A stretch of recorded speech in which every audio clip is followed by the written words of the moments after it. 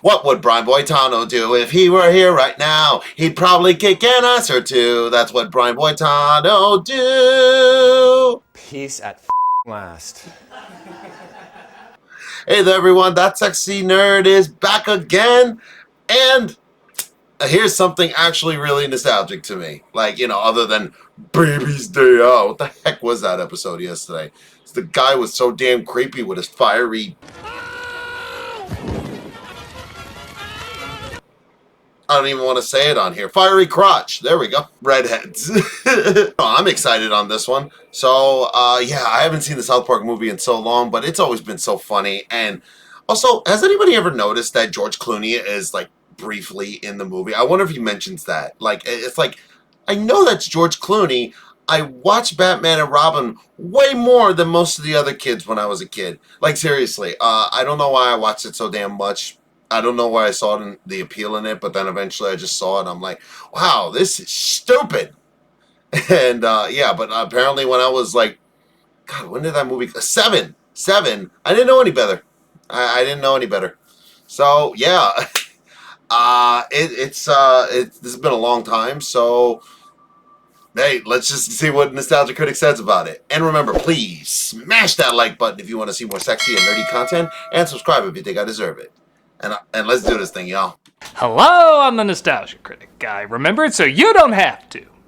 In a time where maybe, just maybe, more and more people are seeing animation as more grown-up than most grown-up entertainment, you gotta think about those anime films that blurred that line in the past.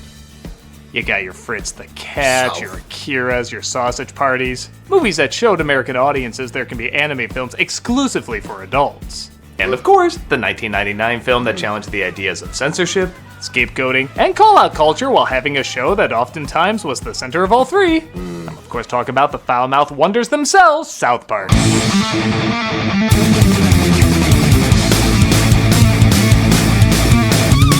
Unlike other anime films based on shows made over a decade earlier, South Park had a bizarre contract that said they needed to make a movie along with their show. Really? Maybe because the show was so low budget and quick to produce, they figure a movie would be easy, I'm not sure. But rather than waiting for their popularity to kind of die down, the movie was released arguably at the peak of their success. While the show had constant run-ins with parental groups about what can be shown and said on TV, the movie decided to focus on not only the outrage that the show was getting, but the probable outrage their movie was going to get. They had constant arguments with the MPAA about what justified an R-rated film as opposed to an NC-17 film, which many theaters wouldn't show. Like a note they received once that said if there were over 400 swear words, the film would be NC-17. So the creators put in this, no joke, 399. Oh. Yep, that one extra swear word would have scarred a 16-year-old for life, I guess. On that note, while this film managed to challenge censorship in the theatrical world, YouTube is much less forgiving if even one F-bomb is dropped. So, we'll have our cute kitty Chaplin saying words with the exact same meaning, but technically aren't swears. So advertisers can rest assured people who don't want to deal with the real world don't have to. Right, Chaplin? You said it, feces digester! Already off to a great start. Let's take a look at South Park, bigger, longer, and uncut. Actually, the title itself is a perfect sum up of the ridiculousness of MPAA standards. The original title was South Park All Hell Breaks Loose, but the MPAA wouldn't allow a title with the word hell in it. I think everyone can agree bigger, longer, and uncut is far more dirty, but it doesn't have the word a Disney character used in a G-rated film in the 50s, right? So I guess it's okay. That's so stupid. There's a bunch of birds in the sky. The film opens, funny enough, with no swearing at all. It builds up the oncoming onslaught of indecency by opening with a Disney-style song.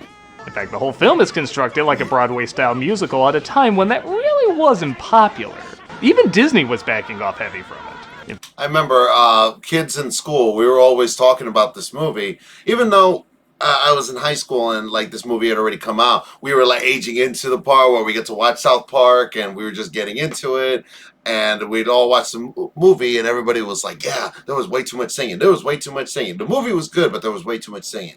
It was always that. What do you guys think? What do you let me know in the comments below what your past is with this movie. In fact, they lost the Oscar for Best Song to Phil Collins singing one of these pop songs that can vaguely be played on the radio or in the movie. And he's so pissed about that still, even though I love that song. Oh, wait, I'm sorry. Was totally meant for just the movie. The fact that it could be played on the radio as well, just pure coincidence. Okay, if the South Park guys could eventually stop with this joke, so can I. Bottom line, it was pretty ballsy to do something many movie audiences saw as lame at the time and breathe new life into it. Tipping their hat to the genre, but still doing it their way. Off to the movies we shall go. The boys are excited because they're finally gonna see the Terrence and Phillip movie, based on the raunchy cartoon they love to watch. As you quickly guess, the cartoon and everybody's overreactions to it are a satire of their own interactions with the show and what they presumed were going to be the reactions to the movie. Hell didn't quite rise up, but Saddam Hussein did die, so there's that. After walking by a picture of one of the director's sisters, they find they can't get into the theater because they're not old enough. Yeah, it's almost like the cartoon you're watching clearly isn't for kids. I want 6 tickets to Asses of Fire. They get a homeless guy to purchase the tickets, and they're introduced to their favorite cartoon characters saying things they've never heard them say on TV. Cha-cha. Fornicating. Say uncle. Roller in the hay. Got Rooster. Sucking. Gluteus Maximus. Slicking uncle. Proprietor of tail. Damn it, I can't even... It probably goes without saying, but the songs are massive toe tappers, Yeah. and everyone credits Parker and Stone, but the composer, Mark Shaman, who's written many catchy themes in the past, also deserves a ton of credit. Okay. It's pretty cool how people naturally underestimated this team's musical abilities, yet they would go on to be nominated and even win almost every right. musical award there is. We just went to go see the Terrence and Phillip movie. Why is that thing so good? Booking the Day of Mormon or whatever. It doesn't seem that great. The next day, the boys talk about the movie they saw and share their new colorful vocabulary. Stan is thrown off, though, when he wants to sees touch Wendy, me? the girl he's in love with and keeps puking on. Yeah, it's also kind of fun revisiting these old South Park tropes they haven't used in a while. I know, But it right? looks like she's being courted by a boy named Gregory. Wanna skate with us? We've been skating all morning and laughing and talking of memories past. I could be wrong, but I swear this is based on Nigel from Top Secret. I never heard them confirm that, but come on. Get lots of Why? sleep. Tomorrow, we will all be risking our lives for freedom. Hillary, how wonderful that you've returned to me now, when I so desperately need you by my side to fight for the cause. Our cause. Though surprisingly, this isn't the film that has a cow mounting him scene in it. Soon all the kids see the movie and are using the same colorful language. Wow. Can't say Nookie. in school you Screwing. fat. Buttocks. Kyle! Why the Whoopee. not? Eric! Dude, you just said Sexual Congress. again. Stanley! Who? Kenny! It's a good time to mention this film has the record for the most swear words used in an animated movie. Yeah, I would imagine. The boys get in trouble for their harsh language, but that's not on Stan's mind as he still wonders how to win Wendy over. God, man, how is he gonna do this? I can't even sing some of these songs without the curses, man. Chef, how do you make a woman like you more than any other guy? Oh boy. Oh, that's easy. You just gotta find the... I think I can say this one. I'm not sure with YouTube. Oh, I'll just play this. Dolores! You guys, do you know where I can find the Dolores! The what? What, is that like finding Jesus or something? No, Jesus is easier to find and easier to please. The school panics at the popularity of Terrence and Phillip, and in one of the many examples of censorship working against the not censor, wrong. the school says anyone wearing a Terrence and Phillip shirt will be sent home, only encouraging the kids to love them more. Is the film destroying American youth? Here with a special report is a midget in a bikini. I knew It's it. gonna sound weird to say, but I really forgot how random early South Park humor was. The school tries to... Yeah, seriously, I revisited it myself. I was watching it with a friend of mine, a subscriber of mine, actually, and it's still so hilarious. Season 2, especially. I can't get past season 1 because season 1 kind of bores me after the snuffle butt episode. But you know, I mean, yeah, season 2 and season 3 are like peak. It's right. The season 2 and season 3 are probably peak South Park. sing to the kids how to say other words despite them meaning the exact same thing. This works for the moment, but once they see the movie again, they're back to their old ways. In fact, they're inspired by the movie to light their farts on fire, boy. resulting in, yeah, spoiler, Kenny getting killed. Load that IV with 70 cc's of sodium pentothal. George Clooney, an early promoter of the See? show, has graduated from voicing a dog to voicing a doctor, and even eventually be mocked by the show down the line. Not gonna lie, that kind of feels right somehow. Doctor. What? And even eventually be mocked by... Hurry, the smug from Clooney's speech is about to hit another smug system. By the show down the line. Not gonna lie, that kind of feels right somehow. Yeah, well. Kenny goes to the afterlife, which, to quote the Three Little Bops, didn't go to heaven was the other place. Little boy, time for you to play. Remember, they're not gonna charge you staring a blurry. A moment of gratification for years of me saying, that's James Hetfield singing that, and everybody saying, no it isn't, it be in the credits. Well, he is now, Lady dogs. It's still has better effects than Constantine.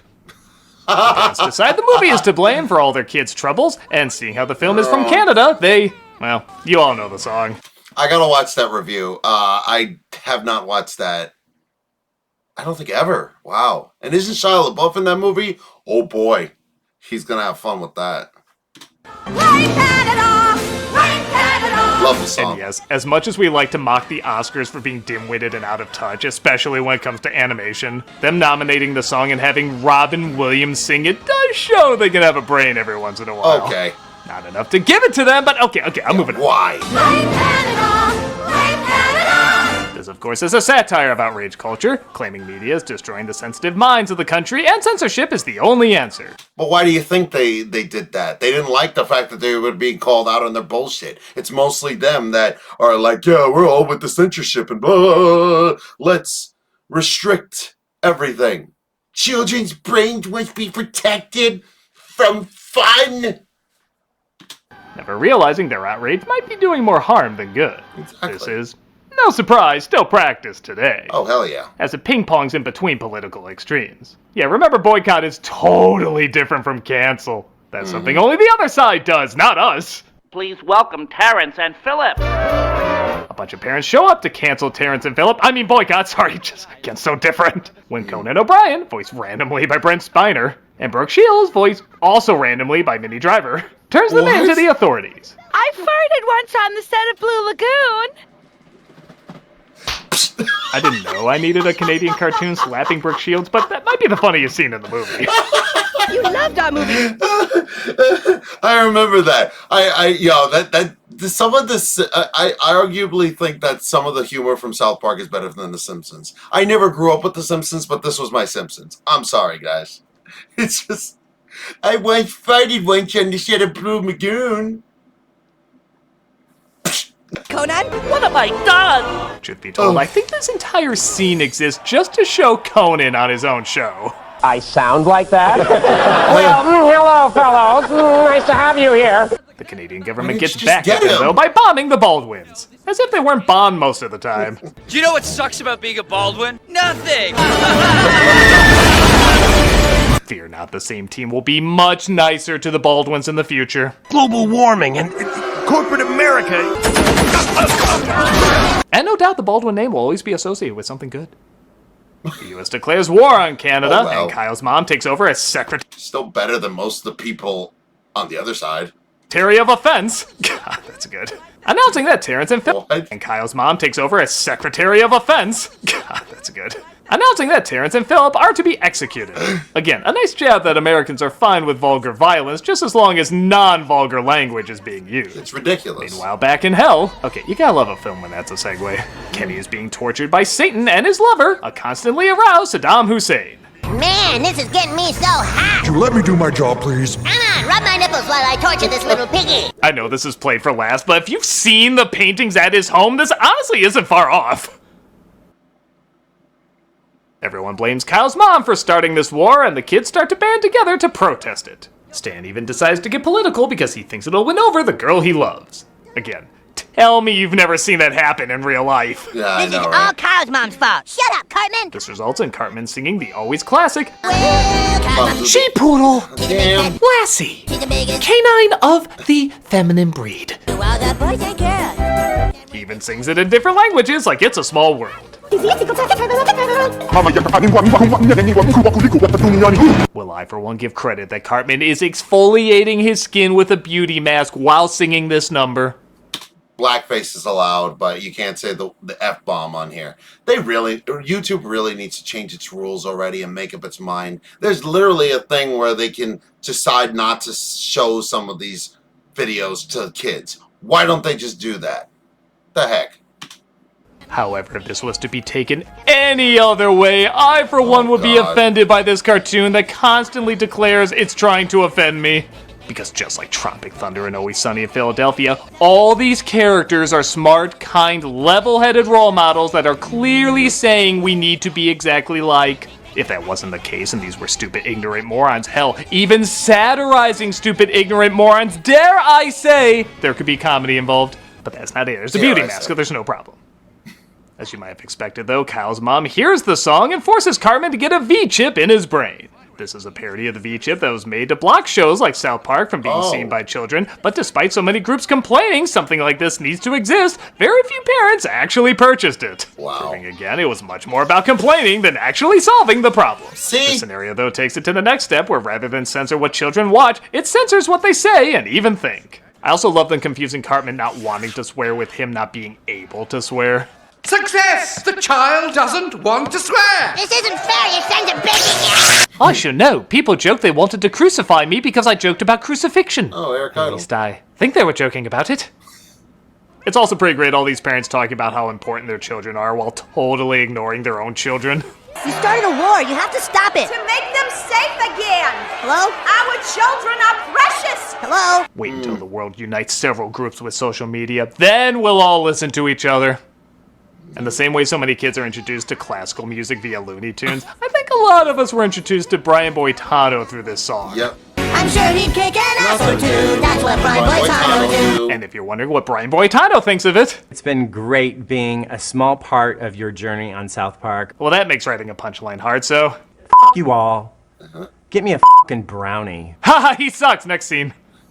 The boys send a message to all the kids saying if they want to help Terrence and Philip, they all need to meet up. Meanwhile, Kenny hears that Satan is going to take over the world once Terrence and Philip are killed, as is told in the prophecy that clearly they're not putting much effort into. Also, is that Steve Ulrich or whoever the hell that guy was from the first Scream? We used to talk all night long until the sun came up. Well, yeah, 'cause I was still waiting to get you in bed, dummy. Okay, so here's kind of a confession I have about this movie. It's always around this point that I remember it. I love talking about this film. I look back on it fondly. I remember the commentary, songs, and a fair amount of laughs. But I also have to admit, it can get a little boring.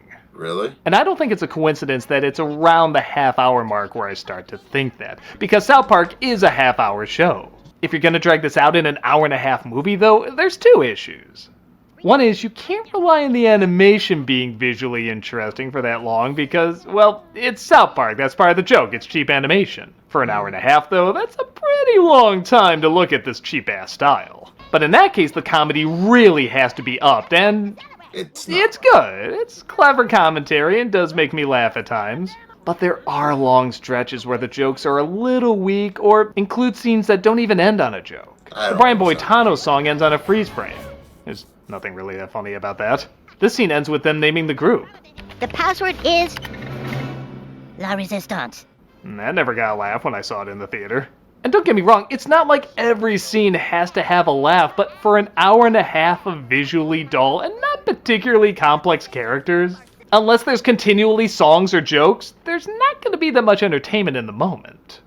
Granted, they were making this while they were also working on the next season and fighting with the MPAA. It's impressive we got what we got, but the film does drag a bit because of it. I find surprisingly this is quite common with comedies that have memorable jokes or commentary, like Krampus or Borat or Life Aquatic. There's a ton of greatness that stays with you, but when you sit through them again, you forget it's a bit of a snooze fest at times. I will admit, though, I'd much rather have a movie stay with me and have boring moments than a film that's entertaining from beginning to end, but completely forget about it. So don't get me wrong, I'm not saying this makes it a bad film by any means, but it is an interesting thing to point out. With that said, when they are doing a song or a joke or both, they really are great. I love they try to make Satan the Lord of Darkness almost like a longing Disney princess. He wants to take over the world simply so he can see it. It's honestly kind of a funny idea. Up there, up where the skies are ocean blue. And yeah, okay, it's not like this is that deep a song, but for audiences just looking for fart jokes, I guess some of these lyrics can be a little challenging. Without evil there can be no good, so it must be good to be evil sometime. Can you get a little bit more distance from Sodom when you say that? The kids meet up, and despite Stan trying to be the leader, Gregory takes charge. And I think it only figures my favorite song in the movie is a combination of all the songs.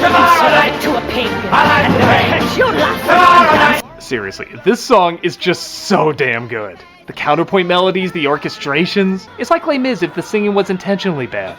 The only downside is, it reminds me this movie needs more Butters. Oh yeah, where is Butters? He's my favorite character. We need more of him. I'll accept the artificial version. Saddam whips out his weapon of mass destruction, which I'll admit, watching at home isn't that funny, but in a theater, Christ, does this get a big laugh, so I think it balances out. We need to speak with the mole. They get help from a kid called the Mole. Okay, come on, Butters could have been the Mole. Maybe he wasn't that popular yet, I don't know. And Saddam sings a song to Zane about how he'll be better to him. But I can change, I can change. I can learn to keep my promises, I swear it. While the song is fine on its own, it is the only musical number where I start to feel people squirming in their seats. Oh, stop. It's the Chirp Charlie of the flick. You'll get through it fine, but you always forget it's in the movie. Welcome to the USO Show! There's a big USO show before the execution of Terrence and Phillip, which includes Big Gay Al and Winona Ryder. Here's my famous ping pong ball trick. There, I didn't miss one. She really stole the show. Yes, 2023. The only other thing we got on her is this meme. What am I supposed to do with this? And also, Stranger Things. Do you not watch Stranger Things? Big Gay Al also sings his song, and it looks like part of his name was exaggerated. He's actually bi. And the Canadians attack, just as Stan finds the... Dolores! Tell me how to get Wendy to like me. Dude, you just have to have confidence in yourself. Chicks love confidence. I'm confident no matter what I do, this is still gonna get me age restricted. On that note, Operation Human Shield puts all the black soldiers in the front to be shot first, but they move out of the way, letting the others get nuked. You some people gonna die? Wait. Are you insinuating that Jar Jar is the same actor as that guy? Oh my god, I'm amazed! Stan leads the kids, but Terrence and Phillip get killed off, allowing hell to rise. Cartman's V-chip starts malfunctioning, though, and starts shocking others whenever he swears. So, of course, vulgar language saves the day. I also love how the big final swear he uses is just Barbara Streisand's name. Intimate relations. Stool. Member. Posterior. Globes. Pocket rocket. Hound dog of the fair sex. Muff. This kind. Front bottom. Downstairs. Rectum. Bitch.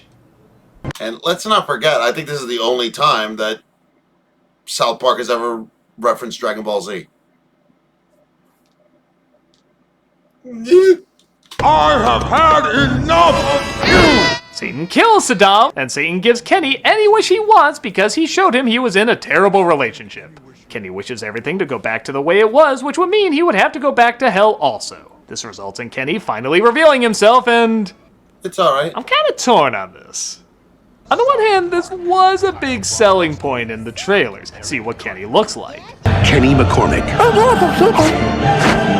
And it is a little funny that, well, he looks like any other kid. Goodbye, you guys. It's also cool they got animation legend Mike Judge to voice him. I'm not crying. It's just... I gotta get out of here. But I guess I feel like they did this idea better other times with Kenny revealing what he looks like and even sounds like. I don't know. It's not bad. I just think it's done better later. I'm not sure. I could be alone on that. What do you think? Everything's put back to normal. Kenny even goes to heaven because he ironically accepted he would go to hell. And the final song is sung. Even Free Willy does a big jump at the end. And that was South Park Bigger, Longer, and Uncut. Both dated, but in many ways still relevant. Yeah. I think issues of censorship and passing blame onto others for things we don't like is always going to be a thing. Just like sophisticated humor and immature humor are always going to be a thing. So it makes sense a movie like this would combine all that. It's a good representation of what South Park was at the time, and both audiences and critics seem to enjoy the film okay.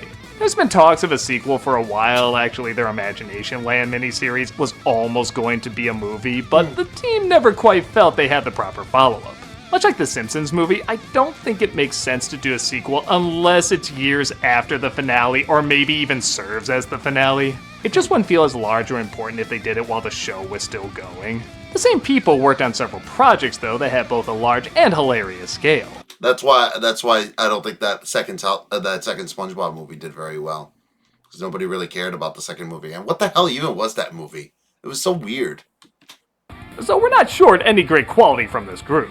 But for a team that's constantly been in battle over censorship for years and years, I think it's clear their movie talking about censorship has warranted authority worth respecting. I'm a nostalgia critic guy, remember? So you don't have to. Yeah, so pretty good review. About what I expected. I can't believe he actually said it was a little boring. I never felt that. I always can watch through the movie like without it. But I just watched the damn movie so many times when I was a kid, so I don't need to watch it over and over again. Basically, everything that was on in here, I was like, oh yeah, there's this and that and the other. But tell me what, like I said in the comments, let me know what how your guys' experience with this movie and how it affected your lives. Because honestly, I think it was a big movie for all of us. So please smash that like button if you want to see more sexy and nerdy content, and subscribe if you think I deserve it. And I'll see you on the next video.